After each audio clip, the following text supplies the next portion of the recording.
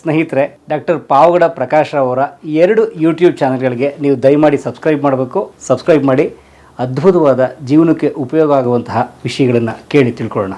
ಧನ್ಯವಾದಗಳು. ವೇದದಲ್ಲಿ ಸಮಾನತೆ ಇತ್ತು, ಸ್ತ್ರೀ ಪುರುಷರಿಗೆ ವ್ಯತ್ಯಾಸವೇ ಇರಲಿಲ್ಲ. ವೇದಗಳಲ್ಲಿ ಗಂಡ ಸಾಯ್ತಾ ಇದ್ದ ಹಾಗೆ ಮೊದಲು ಮಾಡಬೇಕಾದ ಕರ್ತವ್ಯ ಅಂದರೆ ಸತ್ತಿರತಕ್ಕಂತಹ ಗಂಡಿನ ಹೆಣ್ಣು ಮೈದುನ ಏನಾದರೂ ಮದುವೆ ಆಗದೆ ಇದ್ದರೆ ಅವನು ಮದುವೆ ಆಗಲಿ ಅಂತ ವೇದ ಹೇಳುತ್ತೆ. ಅಂದರೆ ವಿಧವಾ ವಿವಾಹವನ್ನು ಮುಕ್ತ ಮನಸ್ಸಿನಿಂದ ಆಗಲಿ ಬಿಡ್ರಿ ಅಂತ ಒಪ್ಕೊಳ್ತು ವೇದ.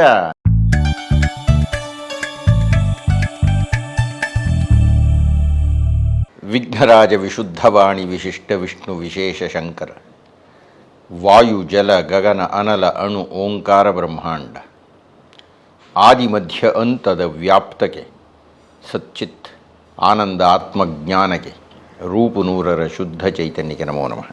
ಶಂಕರಾಚಾರ್ಯರ ಬಗ್ಗೆ ಮಾತನಾಡ್ತಿದ್ವಿ. ಶಂಕರಾಚಾರ್ಯರ ಬಗ್ಗೆ ಇನ್ನಷ್ಟು ಮಾತಾಡಬಹುದೇ ಅನ್ನೋದು ಹೇಗೆ ಮಾಡಬಹುದು? ಹಾಗೆ ನೋಡಿದರೆ ಪ್ರಪಂಚಕ್ಕೆ ಈ ಕ್ಷಣದ ಅತ್ಯಂತ ಅವಸರವಾಗಿರತಕ್ಕಂತಹ ಸಂದೇಶ ಹಾಗೂ ಅನುಷ್ಠಾನ ಅದು ಶ್ರೀ ಶ್ರೀ ಶಂಕರ ಭಗವತ್ಪಾದಾಚಾರ್ಯರ ಉಪದೇಶಗಳಿಂದ ಮಾತ್ರ ಸಾಧ್ಯ ಅಂತ ನಾನು ಅಂದ್ಕೊಂಡಿದ್ದೀನಿ. ಅದು ವ್ಯಕ್ತಿಗಳ ಮಧ್ಯದ ಘರ್ಷಣೆ ಇರಬಹುದು, ದೊಡ್ಡ ದೊಡ್ಡ ರಾಜಕಾರಣಿಗಳ ಮಧ್ಯದ ಘರ್ಷಣೆ ಇರಬಹುದು, ಅಥವಾ ದೇಶಗಳ ಮಧ್ಯದ ಘರ್ಷಣೆ ಇರಬಹುದು. ಇದೇನೂ ಇರದಂತಹ ಸುಖಿ ಸಾಮ್ರಾಜ್ಯ ಪ್ರಪಂಚದಲ್ಲಿ ಇರಬೇಕು ಅಂದರೆ ಇರುತ್ತೆ ಅಂದರೆ ಅದು ಕೇವಲ ಶ್ರೀ ಶ್ರೀ ಶಂಕರ ಭಗವತ್ಪಾದಾಚಾರ್ಯರ ಉಪದೇಶದಿಂದ ಮಾತ್ರ ಸಾಧ್ಯ ಅಂತ ನಂಬಿರುವವನು ನಾನು. ನಾವು ಈ ಒಂದು ಕೇಳಿದ್ದೇವೆ ಘೋಷವನ್ನು, ವಸುಧೈವ ಕುಟುಂಬಕಂ ಅಂತ. ಅಂದರೆ ಅರ್ಥ ಗೊತ್ತಾ ನಿಮಗೆ? ವಸುಧಾ ಏವ ಕುಟುಂಬಕಂ, ಇಡೀ ವಸುಧೆ ಅಂದರೆ ಭೂಮಿ, ಒಂದೇ ಕುಟುಂಬ ಅಂದರೆ ಒಂದೇ ಮನೆ ಅನ್ನುವುದು ನಮ್ಮ ಧ್ಯೇಯ. ಒಂದೇ ಮನೆ. ಅದ್ರ ಕಿತ್ತಾಡೋದೇನು ಬಂತು? ಕೆಲವರು ಪುಟ್ಟವರು ಇರ್ತಾರೆ, ಕೆಲವರು ದೊಡ್ಡವರು ಇರ್ತಾರೆ, ಕೆಲವರು ಮಹಾಬುದ್ಧಿವಂತರು ಇರ್ತಾರೆ, ಕೆಲವರು ಬುದ್ಧಿಮಾಂದಿರು ಇರ್ತಾರೆ. ಈಗ ತಂದೆ ತಾಯಿ ಆಹಾರವನ್ನು ತಯಾರು ಮಾಡಿದಾಗ ದೊಡ್ಡವನು ಜಾಸ್ತಿ ಚಿಕ್ಕವನು ಕಡಿಮೆ ಅಂತ ಕೊಡಲ್ಲ. 4 ಜನ ಮಕ್ಕಳಲ್ಲಿ ಯಾವನೊಬ್ಬನು ಜಾಸ್ತಿ ಸಂಪಾದನೆ ಮಾಡ್ತಾ ಇರ್ತಾನೆ, ಇನ್ನೊಬ್ಬನು ಕಡಿಮೆ ಸಂಪಾದನೆ ಮಾಡ್ತಾರೆ. ಹಾಗಂತ ಕಡಿಮೆ ಸಂಪಾದನೆ ಮಾಡಿದ್ರೆ ಕಡಿಮೆ ಕೊಡಲ್ಲ. ಅವನಿಗೆ ಹೊಟ್ಟೆ ತುಂಬ ಎಷ್ಟು ಬೇಕೋ ಅಷ್ಟು ಕೊಡ್ತಾರೆ, ದೊಡ್ಡವನಿಗೆ ಎಷ್ಟು ಬೇಕೋ ಅಷ್ಟು ಕೊಡ್ತಾರೆ. ಅದು ವಸುಧಾ ಏವ ಕುಟುಂಬಕಂ ಅನ್ನುವುದರ ಅರ್ಥ ಇಡೀ ಪ್ರಪಂಚವೇ ಒಂದು ಕುಟುಂಬ. ಆ ವಸುಧಾ ಏವ ಕುಟುಂಬಕಂ ಅನ್ನತಕ್ಕಂಥದ್ದನ್ನು ನಾವು ಅನುಷ್ಠಾನಕ್ಕೆ ತರಲ್ಲ, ನಾವೇ ಕಿತ್ತಾಡ್ತೀವಿ. ಭಗವತ್ಪಾದರು ಅದನ್ನು ಒಂದು ಮಾಡಿದರು. ಈಗ ದಯವಿಟ್ಟು ಗಮನಿಸಿ, ಭಗವತ್ಪಾದರು ಓಡಾಡುವ ಕಾಲಕ್ಕೆ ಭಾರತ ಹರಿದಂಚೋಗ್ಬಿಟ್ಟಿತ್ತು. ಇರಲಿಲ್ಲ, ಎಲ್ಲ ಒಬ್ಬರನ್ನ ಕಂಡು ಒಬ್ರಿಗೆ ಆಗ್ತಾ ಇರಲಿಲ್ಲ. ಅವರು ಇಡೀ ಭಾರತವನ್ನು ಸುತ್ತಿ ಒಂದು ಅಂತ ಮಾಡಿದರು. ಇಡೀ ಭಾರತಕ್ಕೆ ಒಂದು ಧರ್ಮ ಪ್ರಾಬಲ್ಯ ಇದೆ ಅಂತಂತ ಹೇಳಿದರು. ನಮಗೊಂದು ಧರ್ಮ ಇದೆಯಲ್ರಿ, ನಮಗೊಂದು ವೈದಿಕ ಧರ್ಮ ಇದೆಯಲ್ಲ, ನಮಗೊಂದು ಹಿಂದೂ ಧರ್ಮ ಇದೆಯಲ್ಲ, ನಮ್ಮದು ಸನಾತನ ಧರ್ಮ ಇದೆಯಲ್ಲ, ಅದು ತಾನೇ ನಮಗೆ ಭಾಳ ಮುಖ್ಯವಾದ್ದು. ಬೇರೆಯವ್ರದ್ದು ಯಾವುದಾದ್ರೂ ಧರ್ಮಗಳಿದೆ, ಅವರವ್ರಿಗೆ ಅವರವ್ರ ಧರ್ಮ ಶ್ರೇಷ್ಠ. ಕ್ರಿಶ್ಚಿಯನ್ನರಿಗೆ ಕ್ರಿಶ್ಚಿಯನ್ ಧರ್ಮವೇ ಶ್ರೇಷ್ಠ, ಮುಸಲ್ಮಾನರಿಗೆ ಇಸ್ಲಾಂ ಧರ್ಮವೇ ಶ್ರೇಷ್ಠ ಅಂತ ನಾನು ಹೇಳಿದಾಗ ನಮಗೆ ನಮ್ಮ ಧರ್ಮವೇ ಶ್ರೇಷ್ಠ. ಅದನ್ನು ಎತ್ತಿ ಹಿಡಿದರು. ಇಡೀ ಭಾರತಕ್ಕೆಲ್ಲ ಒಂದೇ ಧರ್ಮ, ಒಂದೇ ಭಾಷೆ ಅಂದರು. ಹಾಗೆ ಒಬ್ಬೊಬ್ಬರನ್ನೊಂದು ಭಾಷೆ ಮಾತಾಡ್ತಾ ಇದ್ದರೆ ಒಂದು ಭಾಷೆ ಆಧಾರವಾಗಿ ಇಟ್ಕೊಳ್ಳಪ್ಪ ಅಂದರು. ಸಂಸ್ಕೃತವನ್ನು ಆಧಾರವಾಗಿ, ಏಕೆಂದರೆ ಆಗಲ್ವಲ್ಲ, ಇವತ್ತಿಗೂ ಆಗಿಲ್ವಲ್ಲ. ಇವತ್ತಿಗೂ ಭಾರತಕ್ಕೆ ಯಾವುದಾದ್ರು ರಾಷ್ಟ್ರಭಾಷೆ ಇದೆಯೇನೆ ಅಂದರೆ ಇಲ್ಲ. ಯಾಕೆಂದರೆ ಒಬ್ಬೊಬ್ಬರು ನಮ್ಮದೇ ಬೇಕು ಅಂತ ಗಲಾಟೆ ಮಾಡಿದರು ಅವರು. ಅದರಿಂದ ಸಂಸ್ಕೃತವನ್ನು ಉಳಿಸಿಕೊಂಡರು ಆಧಾರವಾಗಿ. ಮತ್ತು ಎಲ್ಲರೂ ಮಾನ್ಯ ಮಾಡಬಹುದಾದಂತಹ ವೇದಗಳನ್ನು ನಮ್ಮ ಆಧಾರ ಗ್ರಂಥಗಳು ಅಂದರು. ಆ ಇಡೀ ವೇದಗಳು ಹೇಳ್ತಕ್ಕಂಥದ್ದೇನಯ್ಯ ಅಂದರೆ 2 ಪ್ರಧಾನವಾದ ವಿಷಯ. ಒಂದು ಜ್ಞಾನ, 2ನೇದು ಸಮಾನತೆ. ಜ್ಞಾನ ಅನ್ನುವುದು ಸಮಾನವಾಗಿ ಎಲ್ಲರಿಗೂ ಸಿಗಬೇಕು ಅಂದರು. ವೇದಗಳಲ್ಲೇ ಇರೋದು. ವೇದಗಳಲ್ಲಿ ಜಾತಿ ಪದ್ಧತಿ ಅದೆಲ್ಲ ಇಲ್ಲ. ನೋಡ್ತೀವಿ ಪುಟಾಣಿ ಉದಾಹರಣೆ, ವಿವಾಹದ ಸಂದರ್ಭದಲ್ಲಿ ಈಗೂ ವರದಕ್ಷಿಣೆ ಉಪಟಗಳಲ್ಲಿ ಎಷ್ಟು ನಡೆಯುತ್ತೆ? ಆ ಗಂಡೇನಾದರೂ ಗಂಡೇನ್ರಿ ದುಡ್ಡು ತಗೊಳ್ತಾನಲ್ಲ ಹೆಣ್ಣಿನ ಕಡೆಯವರಿಂದ, ಪಾಪ ತಂದೆ ಸುಮಾರು 20-22 ವರ್ಷಗಳ ತನಕ ತನ್ನ ಮಗಳನ್ನು ಬೆಳೆಸ್ತಾನೆ. ಕೊಟ್ಟು ಬಿಡಬೇಕು ಬೇರೆಯವರಿಗೆ, ಕತ್ತರಿಸಿ ಕೊಟ್ಟು ಬಿಡಬೇಕು ತಮ್ಮ ಮನೆಯಿಂದ. ಆ ನೋವು ಹೆಣ್ಣಿಗೆ ಮಾತ್ರ ಅರ್ಥ ಆಗುತ್ತೆ, ಗಂಡಿಗೆ ಅರ್ಥನೇ ಆಗಲ್ಲ. ಯಾಕೆಂದ್ರೆ ಅವನು ಹೋಗಲ್ವಲ್ಲ. ಹಾಗೆ ಕತ್ತರಿಸಿ ಕೊಡಬೇಕಲ್ಲ ತನ್ನ ವಂಶದಿಂದ, ತನ್ನ ಮನೆಯಿಂದ, ತನ್ನ ಮಗಳನ್ನು. ಅದರ ಜೊತೆಗೆ ಇವನು ದುಡ್ಡು ಕೊಡು ಅಂತಾನೆ, ಕಾರ್ ಕೊಡು ಅಂತಾನೆ, ಮನೆ ಕೊಡು ಅಂತಾನೆ, ಆಸ್ತಿ ಕೊಡು ಅಂತಾನೆ, ಎಷ್ಟು ಅಂತಾನೆ. ಎಷ್ಟು ಹೈನ್ಯ ಇದು! ಇವನಿಗೆ ಯೋಗ್ಯತೆಯೇ ಇಲ್ಲ, ತಾನು ಗಂಡು ಅನ್ನತಕ್ಕಂಥ ಗತ್ತೇ ಇಲ್ಲ, ಗತ್ತಿನ ಮನೆ ಹಾಳಾಗಲಿ ಒಂದು ಮಾನವೀಯತೆ ಇಲ್ಲ. ಕನ್ಯಾಪಿತೃವನ್ನು ಕಪಿ ಅಂತಾರೆ, ಕನ್ಯಾಪಿತೃ ಕ ಪಿ ಅಂತಂತ. ಅವನು ಸಾಯ್ಬೇಕು ಅವನು ಈ ಗಂಡುಗಳ ದುರಾಸೆಯಿಂದ. ಅಂದರೆ ಈಗೂ ವರದಕ್ಷಿಣೆಯ ಭೂತ ನಮ್ಮನ್ನು ಕಾಡುತ್ತದೆ. ಮದುವೆ ಸಂದರ್ಭದಲ್ಲಿ ಏನೋ ಸ್ವಲ್ಪ ಬದಲಾವಣೆ ಆಗ್ತಾ ಇರಬಹುದು, ಹೆಣ್ಣುಗಳು ಕೆಲಸ ಮಾಡ್ತಾ ಇದ್ದಾರೆ, ಆರ್ಥಿಕ ಸ್ವಾತಂತ್ರ್ಯ ಬರ್ತಾ ಇದೆ ಅಂತ. ಆದರೆ ಈಗೂ ನೀವು ಉತ್ತರ ಕರ್ನಾಟಕ ಆ ಕಡೆ ಎಲ್ಲ ಹೋಗ್ಬಿಟ್ರೆ ಇಲ್ಲ. ಬಿಹಾರಕ್ಕೆ ಹೋಗಿ ಏನಿದೆ ಅವಸ್ಥೆ, ಹೆಣ್ಣುಗಳಿಗೆ ಬೆಲೆನೇ ಇಲ್ಲರಿ. ಯಾಕೆ ಈಗ ಮಾತಾಡ್ತಾ ಇದ್ದೀನಿ ಅಂದರೆ, ವೇದದಲ್ಲಿ ಸಮಾನತೆ ಇತ್ತು, ಸ್ತ್ರೀ ಪುರುಷ ಸಮಾನತೆನೂ, ಸ್ತ್ರೀ ಪುರುಷರಿಗೆ ವ್ಯತ್ಯಾಸವೇ ಇರಲಿಲ್ಲ. ಹಾಗೆ ಈಗ ನೋಡಿ, ವೇದಗಳಲ್ಲಿ ಒಂದು 100 ಜನ ಋಷಿಗಳು ಸಿಗ್ತಾರೆ, ಒಂದು 3 ಜನ ಋಷಿಕೆಯರು ಸಿಗ್ತಾರೆ. ಋಷಿಕೆ ಸ್ತ್ರೀಲಿಂಗ, ಋಷಿಗಳದು. ಯಾಜ್ಞವಲ್ಕ್ಯರು ಅಂತ ಮಹಾನ್ ಋಷಿ, ಅವರನ್ನು ವಾಚಕರು ನಿಲ್ಲಿಸ್ತಾಳೆ, ಇದು ಉತ್ತರ ಕೊಟ್ಟು ಮುಂದಕ್ಕೆ ಹೋಗು ಅಂತಾಳೆ. ಅಷ್ಟು ಸುಲಭ ಆಗಿರಲಿಲ್ಲ. ಹೆಣ್ಣಿಗೆ ಗಂಡಿಗೆ ಸಮಾನತೆಯ ಶಿಕ್ಷಣ, ವೃತ್ತಿ ಎಲ್ಲ ಸಿಗ್ತಾ ಇತ್ತು. ಅದೆಲ್ಲ ಬಿಟ್ಬಿಡಿ ಪರಮೇಶ್ವರ ಅವರು. ಇವತ್ತು ನಾನು ನಿಮ್ಮನ್ನು ಕೇಳ್ತೀನಿ, ಎಷ್ಟು ಮುಕ್ತವಾಗಿ ನಮ್ಮಲ್ಲಿ ವಿಧವಾ ವಿವಾಹ ಆಗುತ್ತೆ? ವೇದಗಳಲ್ಲಿ ಗಂಡ ಸಾಯ್ತಾ ಇದ್ದ ಹಾಗೆ ಮೊದಲು ಮಾಡಬೇಕಾದ ಕರ್ತವ್ಯ ಅಂದರೆ, ಸತ್ತಿರತಕ್ಕಂತಹ ಗಂಡಿನ ಹೆಣ್ಣು ಮೈದುನ ಏನಾದರೂ ಮದುವೆ ಆಗದೇ ಇದ್ದರೆ ಅವನು ಮದುವೆ ಆಗಲಿ ಅಂತ ವೇದ ಹೇಳುತ್ತೆ. ಅಂದರೆ ವಿಧವಾ ವಿವಾಹವನ್ನು ಮುಕ್ತ ಮನಸ್ಸಿಂದ ಆಗಲಿ ಬಿಡ್ರಿ ಅಂತ ಒಪ್ಕೊಳ್ತು ವೇದ. ಅಷ್ಟು ಪ್ರಗತಿಶೀಲ, ಅದು ಅಷ್ಟು ಪ್ರಗತಿಶೀಲ, ಅಷ್ಟು ಮುಕ್ತ, ಅಷ್ಟು ಔದಾರ್ಯಪೂರ್ಣ. ನಾವಿಲ್ಲ ಇಂದೂ, ಈ ಹೊತ್ತಿಗೂ ನಾವಿಲ್ಲ. ಅದಕ್ಕೆ ವೇದವೇನೆಲ್ಲಾದರೂ ಮದುವೆ ಆಗ, ವಿಚ್ಛೇದಿತೇನೆಲ್ಲಾದರೂ ಮದುವೆ ಆಗೋಕ್ಕಾಗತ್ತೆ ಅನ್ನತಕ್ಕಂಥ ಕ್ರೌರ್ಯಪೂರ್ಣವಾದ ಕುಬ್ಜ ಮನಸ್ಸುಗಳು ನಮಗಿದೆ. ವೇದದಲ್ಲಿ ಹಾಗಿಲ್ಲ. ಆದ್ದರಿಂದಲೇ ವೇದ ಪ್ರಜ್ಞಾನಂ ಬ್ರಹ್ಮ ಅಂತ ಹೇಳ್ತು. ಬ್ರಹ್ಮನಂದ್ರೆ ಯಾವುದೇ ಅಂದರೆ ಜ್ಞಾನ ಕಣಪ್ಪ. ಎಲ್ಲಿ ಜ್ಞಾನ ಇರುತ್ತದೆ ಅಲ್ಲಿ ದಾಸ್ಯ ಇರುವುದಿಲ್ಲ. ಕಳ್ಳನಪಹರಿಸದಿಹ ಧನವು ಅದು. ಏನೇನಾದರೂ ಕಳ್ತನ ಮಾಡಿಬಿಡೋದು, ನಿಮ್ಮ ತಲೆಯ ಒಳಗಿರತಕ್ಕಂಥ ಜ್ಞಾನ ಕಳ್ತನ ಮಾಡೋಕ್ಕಾಗಲ್ಲ. ಅದಕ್ಕೆ ವಿಶ್ವಾಮಿತ್ರ ಮಹರ್ಷಿಗಳು ಕಂಡುಕೊಂಡಂಥ ಪರಮಸತ್ಯ ಅಂದರೆ ಏನು ಅಂದರೆ, ಧಿಯೋ ಯೋನಃ ಪ್ರಚೋದಯಾತ್, ಏ ಸೂರ್ಯದೇವ, ನನ್ನಲ್ಲಿರತಕ್ಕಂಥ ಧೀಶಕ್ತಿಯನ್ನು, ಪ್ರಜ್ಞಾಶಕ್ತಿಯನ್ನು, ಬುದ್ಧಿಶಕ್ತಿಯನ್ನು ಪ್ರಚೋದನೆ ಮಾಡು. ದುಡ್ಡು ಕೊಡು ಅಂತ ಕೇಳಲಿಲ್ಲ ಸೂರ್ಯನನ್ನ. ಪ್ರತಿನಿತ್ಯ ಯಾರಾದರೂ ಸಂಧ್ಯಾವಂದನೆಯನ್ನು ಮಾಡಿ ಸೂರ್ಯನನ್ನು ಪ್ರಾರ್ಥನೆ ಮಾಡ್ತಾ ಇದ್ದಾರೆ. ತತ್ ಸವಿತುರ್ವರೇಣಿಯಂ ಭರ್ಗೋ ದೇವಸ್ಯ ಧೀಮಹಿ ಧಿಯೋ ಯೋನಃ ಪ್ರಚೋದಯಾತ್. ಧಿಯೋ ಯೋನಃ ಪ್ರಚೋದಯಾತ್ ಅನ್ನೋದು ಕೀಲಕ, ಅದೇ ಪ್ರಧಾನವಾದ್ದು. ಜ್ಞಾನವನ್ನು ಕೊಡಯ್ಯ. ಈಗ ನಾನು ಒಂದು ದೃಶ್ಯವನ್ನು ನೋಡ್ತಾ ಇದ್ದೆ ಪುಟ್ಟವರಾಗಿದ್ದಾಗ. ನಮ್ಮೂರಿಗೆ 10 ಮೈಲ್ ದೂರದಲ್ಲಿ ಬುಗುಡೂರು ಅಂತಿದೆ. ಬುಗುಡೂರು ಅಲ್ಲಿ ಒಂದಷ್ಟು ಜಮೀನುಗಳಿತ್ತು, ಈಗ ಯಾವುದೂ ಇಲ್ಲ. ಅಲ್ಲಿ ಹೋದರೆ ಲಕ್ಷ್ಮಣರೆಡ್ಡಿ ಅಂತಲೂ ಯಾರ್ದೋ ಒಬ್ಬರು ಮನೆಯಲ್ಲಿ ಉಳ್ಕೊಳ್ತಾ ಇದ್ದೆ ನಾನು ಹುಡುಗನಾಗಿದ್ದಾಗ. ಅಲ್ಲಿ ಆ ಲಕ್ಷ್ಮರೆಡ್ಡಿ ಒಬ್ಬ ರೈತ. ಆತ ಬೆಳಗ್ಗೆ ನೇಗಿಲು ತಗೊಂಡು ಹೋಗೋನು. ನಾನು ಬಹಳ ಕುತೂಹಲದಿಂದ ನೋಡ್ತಾ ಇದ್ದೆ.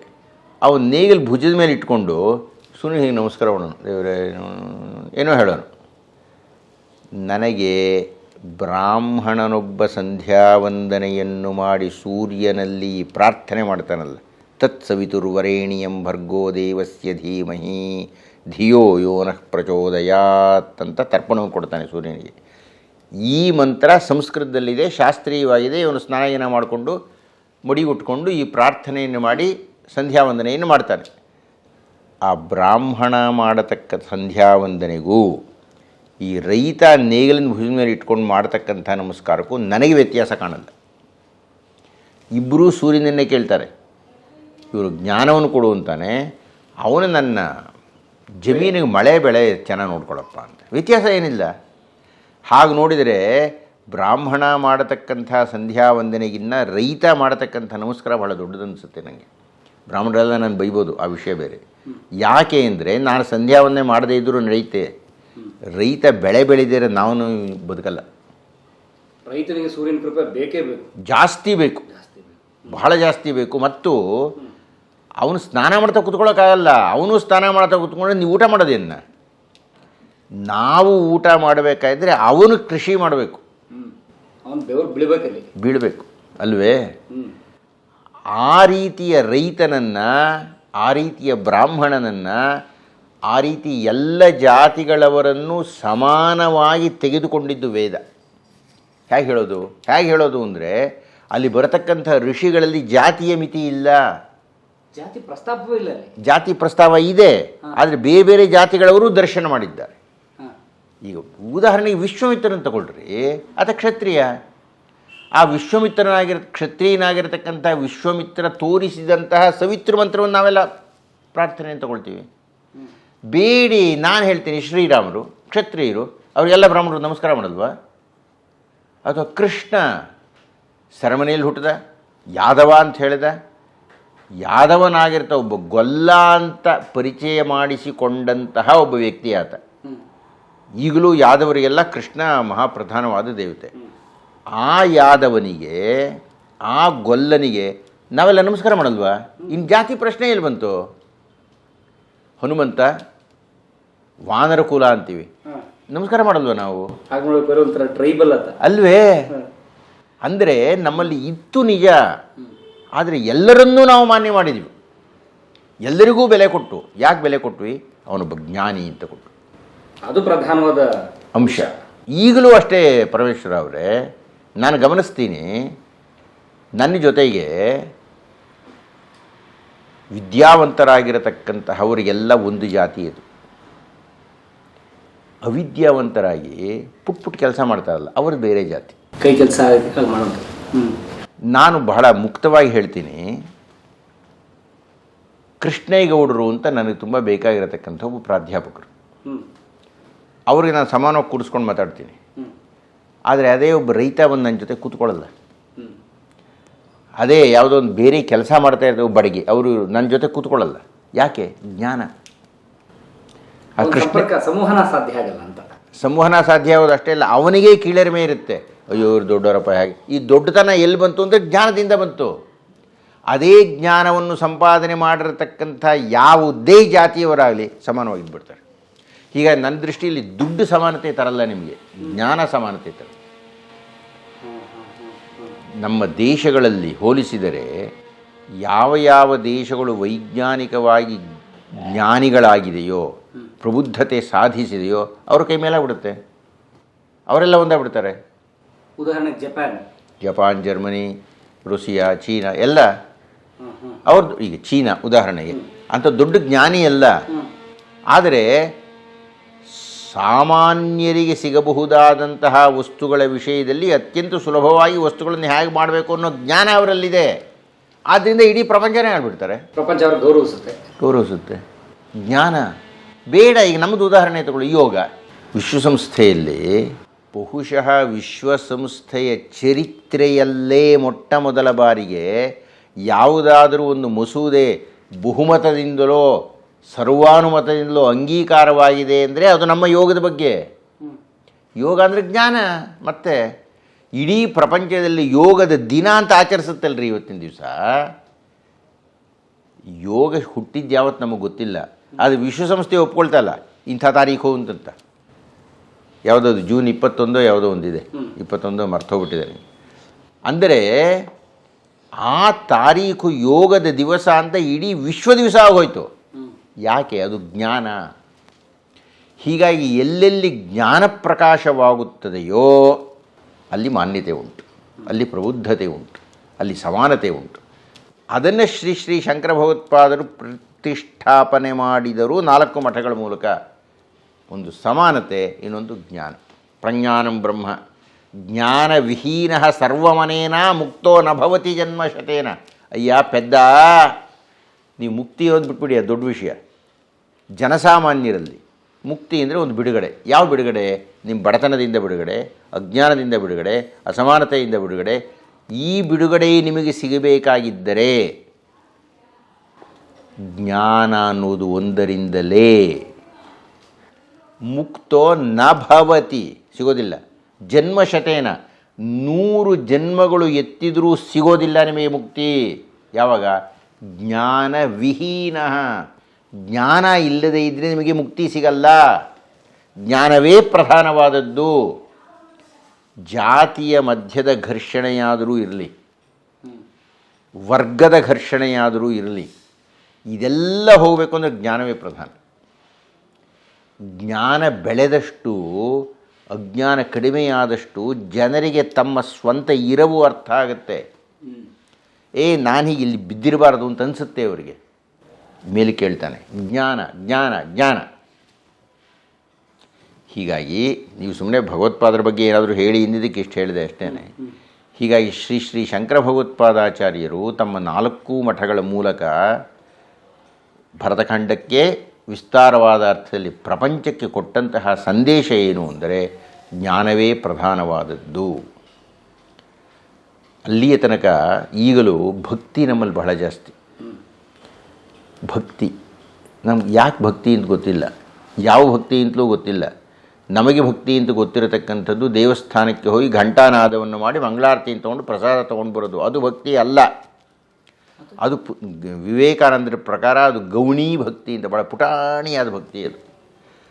ಭಕ್ತಿ ಎಂದರೆ ನನ್ನ ಮಿತಿಯನ್ನು ನಾನು ಅರ್ಥ ಮಾಡಿಕೊಂಡು, ನನಗೆ ಜುಜುಬಿ ಹಬ್ಬಬ್ಬ ಅಂದರೆ ಒಂದು 100 ವರ್ಷ ಬದುಕ್ಬೋದೇನ್ರಿ.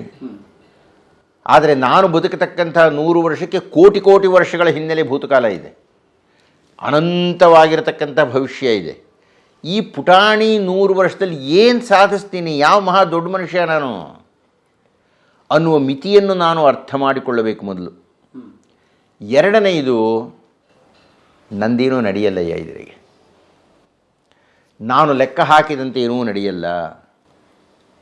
ಈಗ ನಾನು ಸುಮ್ಮನೆ ಉದಾಹರಣೆಗೆ ಹೇಳ್ತೀನಿ, ನಂದು ಕನ್ನಡ ಸ್ನಾತಕೋತ್ತರ ಪದವಿ ಆಗಿದೆ, ಸಂಸ್ಕೃತ ಸ್ನಾತಕೋತ್ತರ ಪದವಿ ಆಗಿದೆ, ನನಗೆ 2 ಡಾಕ್ಟರೇಟ್ ಬಂದಿದೆ, ನಾನು ಕಾನೂನಿನಲ್ಲಿ ಪದವಿ ತೊಗೊಂಡಿದ್ದೇನೆ. ಅದು ನಾನೇನು ಮಾಡ್ತಾಯಿದ್ದೀನಿ ಗೊತ್ತಾ? ರಾಮಾಯಣ ಮಹಾಭಾರತ ಉಪನ್ಯಾಸ ಕೊಡ್ತಾಯಿದ್ದೀನಿ. ಯಾರು ಹೇಳಿದರು ಇನ್ನೇನೇ ಮಾಡುವಂಥ? ಅಲ್ಲಪ್ಪ ಪ್ರಕಾಶ್ ರಾವ್, ನಿನ್ನ ಹಣೆ ಬರಹ ಇಷ್ಟೇ. ಇದು ನಾನು ತೀರ್ಮಾನ ಮಾಡಿದ್ದಲ್ಲ, ನನಗೆ ಗೊತ್ತಿಲ್ಲದ ಅದೃಶ್ಯ ಶಕ್ತಿ. ಅದೃಶ್ಯ ಅಂದರೆ ದೃಶ್ಯ ಅಂದರೆ ಕಾಣೋದು, ಅದೃಶ್ಯ ಕಣ್ಣಿಗೆ ಕಾಣಿಸದೇ ಇರೋದು. ಕಣ್ಣಿಗೆ ಕಾಣಿಸದೇ ಇರತಕ್ಕಂತಹ ಶಕ್ತಿಯೊಂದು ನಿರ್ಣಯ ಮಾಡ್ತು, ಈ ವ್ಯಕ್ತಿ ಈ ಹುದ್ದೆಯಲ್ಲಿ ಇರಬೇಕು, ಈ ವ್ಯಕ್ತಿ ಹೀಗೇ ಬದುಕಬೇಕು, ಈ ವ್ಯಕ್ತಿ ಇಷ್ಟು ವರ್ಷ ಬದುಕಿರಬೇಕು, ಈ ವ್ಯಕ್ತಿ ಹೀಗೆ ಸಾಯಬೇಕು, ಈ ವ್ಯಕ್ತಿಗೆ ಇಷ್ಟು ವಿದ್ಯೆ ಬೇಕು ಅನ್ನುವ ಒಂದು ತತ್ವವನ್ನು ನಂಬಿರುವವರು ನಾವು. ಆಯುಹು ಕರ್ಮಚ ವಿತ್ತಂಚ ವಿದ್ಯಾ ನಿಧನಮೇವಚ ಪಂಚೈತಾನ್ಯಪಿ ಸೃಜ್ಯಂತೆ ಗರ್ಭಸ್ಥಸ್ಯೈವ ದೇಹಿನಃ. ಈ ದೇಹ ಅಂದರೆ ಇದು, ಈ ದೇಹವನ್ನು ನಿಯಂತ್ರಣ ಮಾಡ್ತಾ ಇರೋದನ್ನು ದೇಹಿ ಅಂತ ಕರೀತಾರೆ. ಆ ದೇಹಿ ಅಂದರೆ ಬಹಳ ಸರಳವಾದ ಅರ್ಥದಲ್ಲಿ ಪ್ರಾಣ ಅಂತ ಇಟ್ಕೊಳ್ಳೋಣ, ಅಥವಾ ಜೀವ ಅಥವಾ ಆತ್ಮ. ಈ ಆತ್ಮ ತಾಯ ಗರ್ಭದಲ್ಲಿ ಸೃಷ್ಟಿಯಾದಾಗ ಅದರ ಹಣೆ ಮೇಲೆ ಕಿತ್ತುಬಿಡ್ತಾನಂತೆ, ಸೃಜ್ಯಂತೆ ಗರ್ಭಸ್ಥಸ್ಯೈವ ದೇಹಿನಃ. ಈ ದೇಹಿ ಅಂದರೆ ಈ ದೇಹವನ್ನು ನಿಯಂತ್ರಣ ಮಾಡ್ತಾ ಇರತಕ್ಕಂಥ ದೇಹಿ ಗರ್ಭದಲ್ಲಿದ್ದಾಗ ಆ ವಿಧಿ ಅಂತ ನಮಗೆ ಗೊತ್ತಿಲ್ಲದ ಯಾವುದೋ ಒಂದು ಶಕ್ತಿ, ಯಾವುದೋ ಶಕ್ತಿ ಇರಬೇಕಲ್ಲ ನಾವು ಹುಟ್ಟಬೇಕಾಗಿದ್ದರೆ, ಆ ಶಕ್ತಿ ಗರ್ಭದಲ್ಲಿದ್ದಾಲೆ ಹಣೆ ಮೇಲೆ ಕೆತ್ತು ಬಿಡ್ತಾರಂತೆ. ಆಯುಹು, ಎಷ್ಟು ಆಯುಷ್ಯ ಈತನಿಗೆ, ಕರ್ಮಚ ಯಾವ ವೃತ್ತಿಯಲ್ಲಿರಬೇಕು, ವಿತ್ತಂಚ ಎಷ್ಟು ಹಣ ಸಂಪಾದನೆ ಮಾಡಬೇಕು, ಆಯುಷ್ ಕರ್ಮಚ ವಿತ್ತಂಚ ವಿದ್ಯಾ ಎಷ್ಟು ವಿದ್ಯೆ ಕಲಿಬೇಕು, ನಿಧನಮೇವಚ ಹೇಗೆ ಸಾಯಬೇಕು, ಇಷ್ಟನ್ನು ಕೆತ್ತಾನೆ ಅಂತಂತ.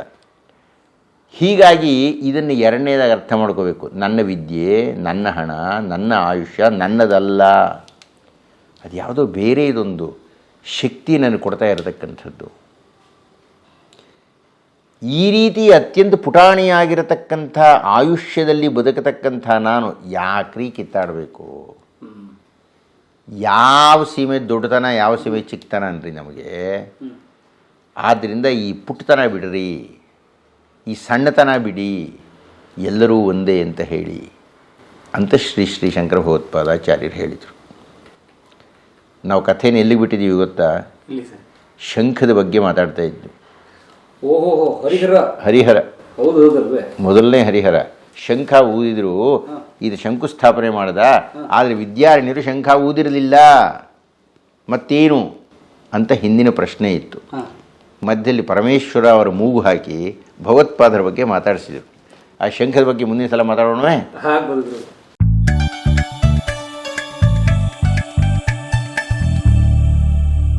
ಸ್ನೇಹಿತರೆ, ಡಾಕ್ಟರ್ ಪಾವಗಡ ಪ್ರಕಾಶ್ ಅವರ 2 ಯೂಟ್ಯೂಬ್ ಚಾನಲ್ಗಳಿಗೆ ನೀವು ದಯಮಾಡಿ ಸಬ್ಸ್ಕ್ರೈಬ್ ಮಾಡಬೇಕು. ಒಂದು ತತ್ವಶಂಕರ ಅಂಥೇಳಿ, ಇನ್ನೊಂದು ಡಾಕ್ಟರ್ ಪಾವಗಡ ಪ್ರಕಾಶ್ ರಾವ್ ಅಂಥೇಳಿ ಯೂಟ್ಯೂಬ್ ವಾಹಿನಿಗಳಿದ್ದಾವೆ. ಸಬ್ಸ್ಕ್ರೈಬ್ ಮಾಡಿ.